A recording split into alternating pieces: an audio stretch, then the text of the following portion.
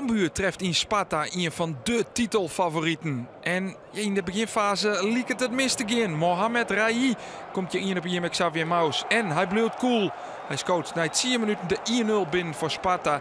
En die goal komt wel wat uit de lucht vallen. Cambuur reageert dan gauw. Een hoekskop van Nino van der Beemt komt op de holle bij Matthew Steenvoorden. En die kopt bij de eerste peel de 1-1 binnen.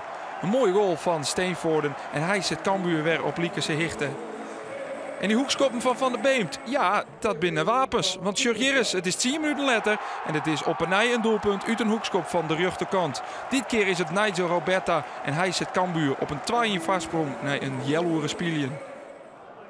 Cambuur wil dan het skofthellen met een vastsprong, maar dat slaagt het net. En ver is het wat een knullige situatie. Met Steenvoorden stapt te let in, we trollen voor te spelen en Lars Veldwijk maakt het dit wel geweldig.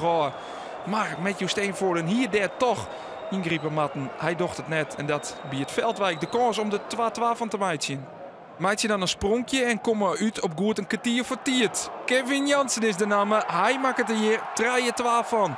De bal bleef wat hingen. En de nieuwe speler van Cambuur die het zijn debuut maakt, scoort daarbij ook nog.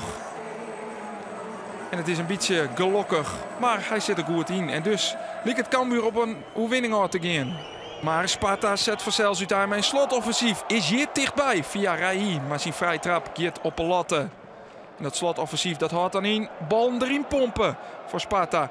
En dat gaat ook nog goed voor de Rotterdammers. Deze bal wordt volslijn verkeerd in schat. Door Cambuurkeeper Xavier Maus. En het biedt Diroy Duarte de kans om de liekmakker te maken.